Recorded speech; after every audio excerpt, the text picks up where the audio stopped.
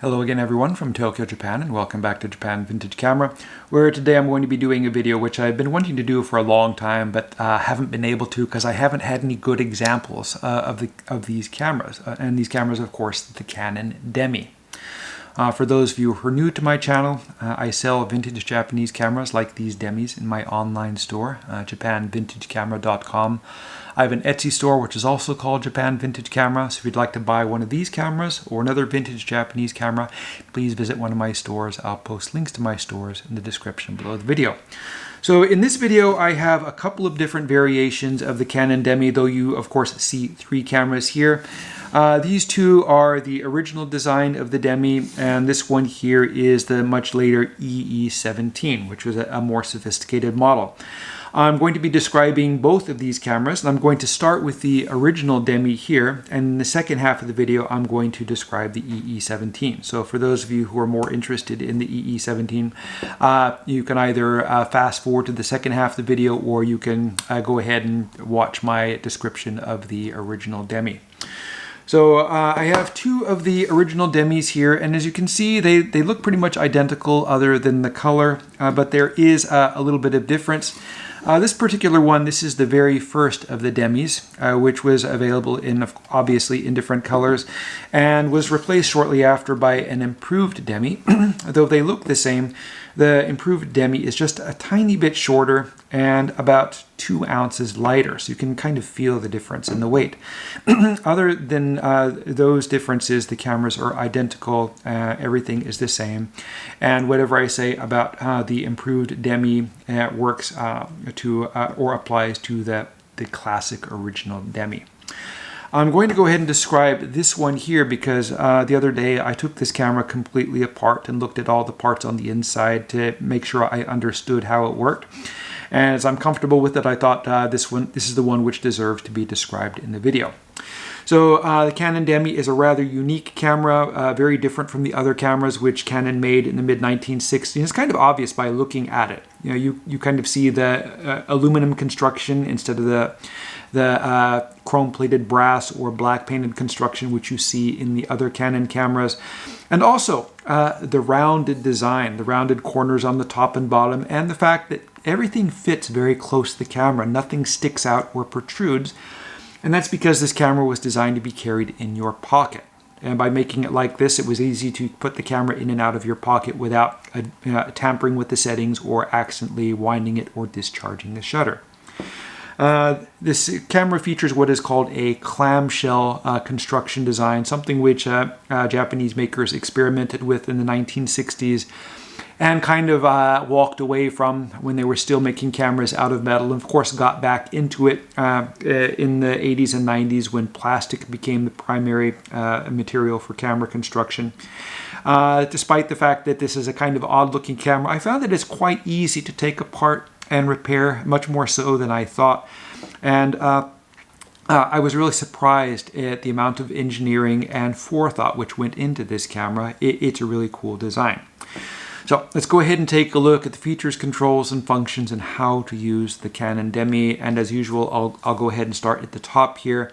We don't have much here on top. It's made as simple as possible. This camera was made for use by non-photographers, and though of course real photographers will also get really good results out of this camera.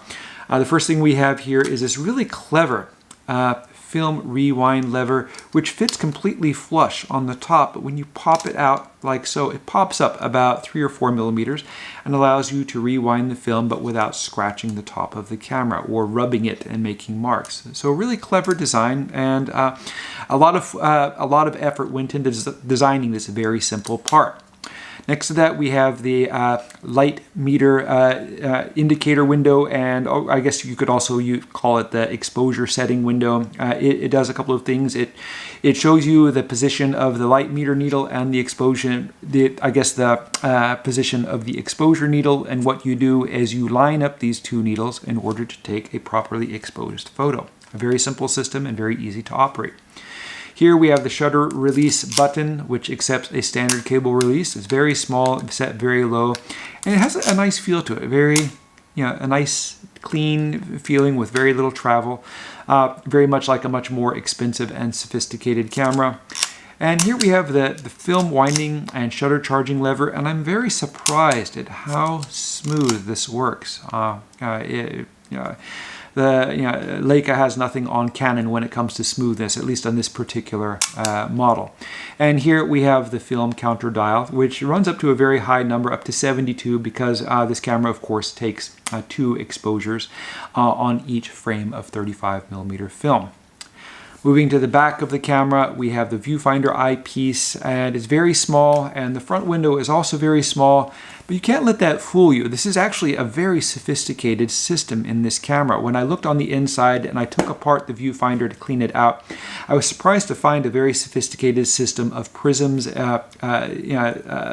glued inside a metal case with lenses in the front and back, and much more sophisticated than it had to be. But I think Canon did this in order to make the camera of the profile of the camera very small, to make it more pocketable and to make it lighter and more compact. It's a really surprising and expensive feature, which you normally wouldn't expect to see on such a small and inexpensive camera.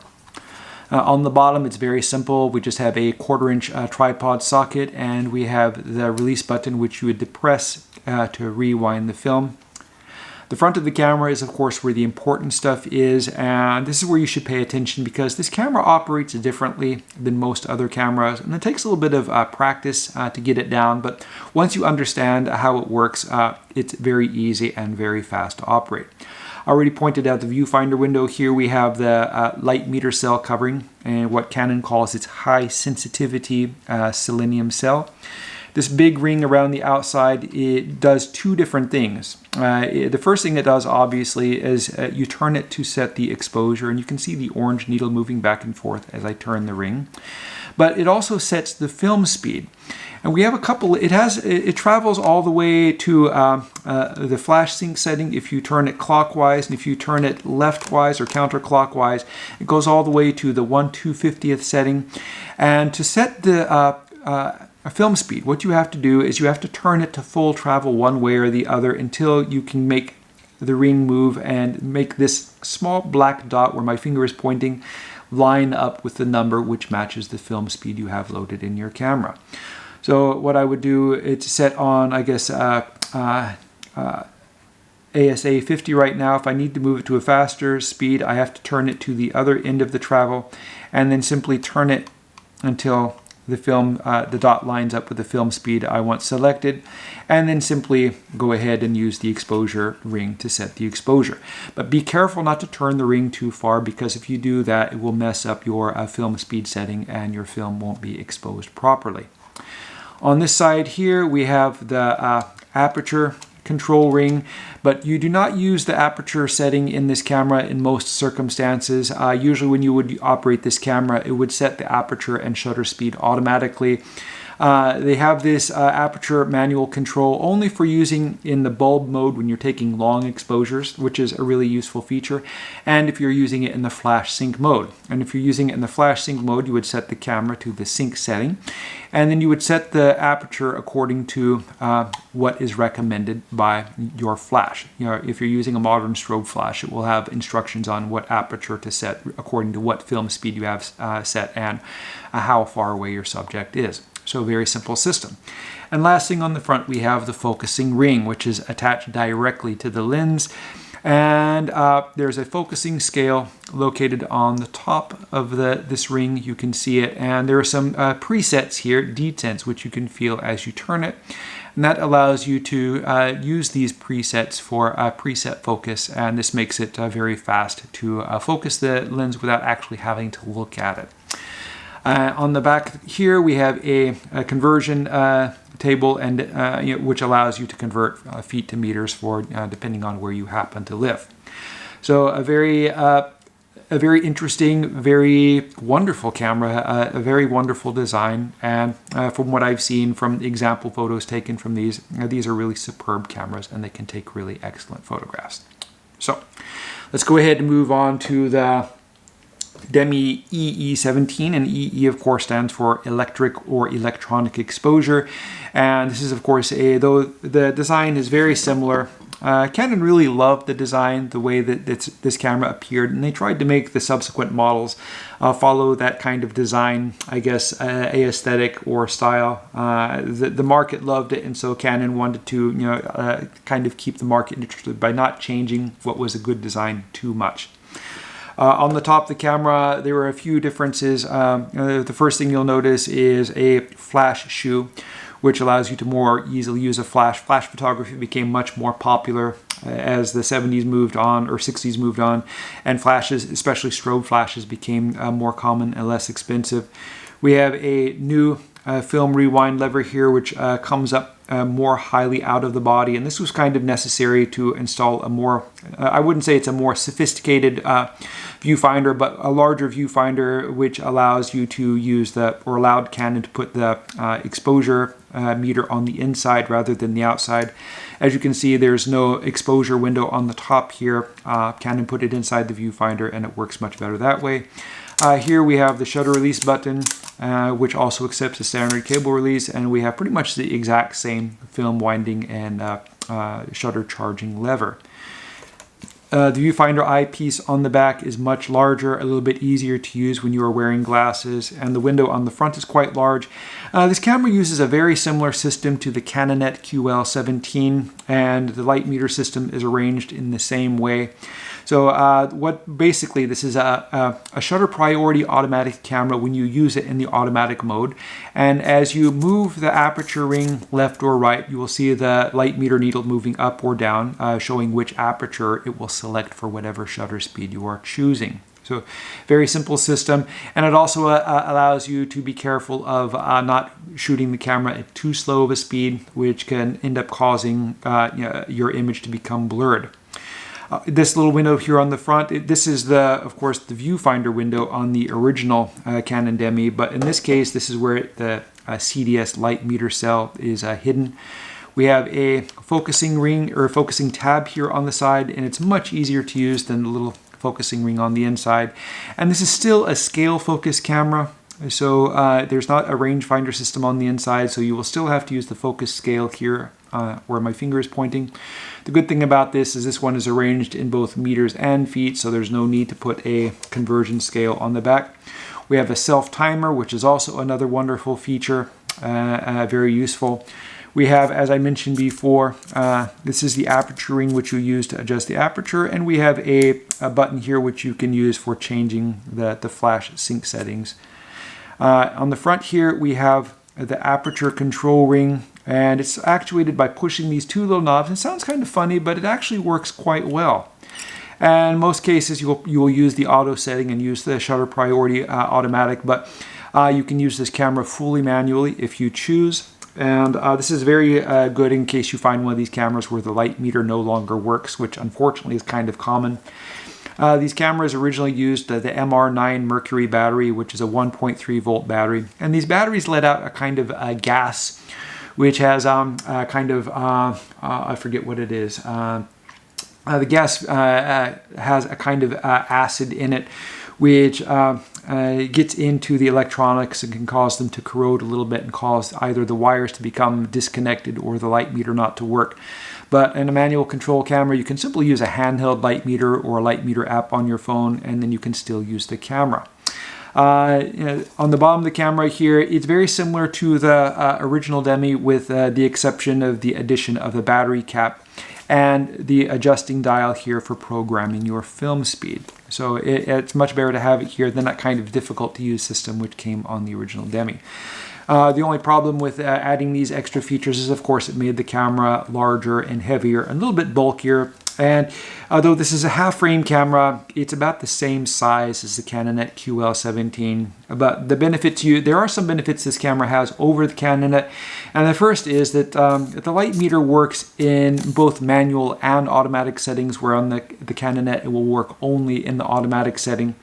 And also the half-frame format is more economical for film. The film is a little bit more expensive today than it used to be, though when you adjust it for inflation, it's not much more expensive than it was in the late 50s or early 1960s. Fortunately, I've noticed recently on AliExpress that they are selling different films for really good prices nowadays. So yeah, if you want inexpensive film option, you can check them out and order your film from them. But the Demi E17, if you want something which is really different from your typical mid-1960s camera with a different style and just a different idea when it comes to camera design, this one is really a good choice.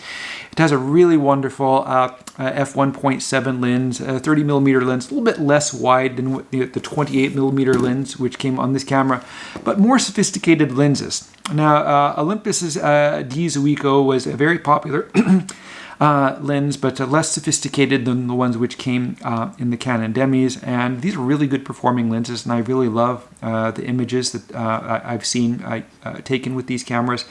And the quality of the glass is quite high in these cameras, and these don't suffer from the hazing problems which you see in cameras like the QL17, which is often a big issue. But yeah, really great, wonderful half-frame cameras. So, as I said, I'm listing these cameras for sale. This one here, I took completely apart, went through it inside and out, and other than a little bit of haze, which is inside the viewfinder, which I couldn't quite get out, this is a really good working camera, and yeah, it has nice new light seals and everything installed, ready to use. Light meter and everything works. Really nice lens. This one here works very completely, but I still need to take out the viewfinder and clean it out because it has some haze in it, and it's still quite bright and easy to use, but I like to get them as clean as possible. This one here is a clean and good working camera, but unfortunately the center element in the lens somehow got a crack in it. So since this is a really nice looking camera and the blue is a little bit hard to find, what I'm going to do is I'm going to probably replace the lens, and when this camera is ready, I'll go ahead and list it for sale. So if you're really interested in the Canon Demi camera, please check my stores. I plan to be listing a few of these in there over the coming weeks. Anyway, that's about the end of my video here. I plan to be making more videos. I'm trying to make videos once or twice a week, and those of you who have subscribed probably have noticed that I'm putting up more videos recently. For those of you who haven't subscribed and want to see more videos like this, please do so. If you like the video, please click the like button. Thank you very much for watching, and I hope you tune in again soon.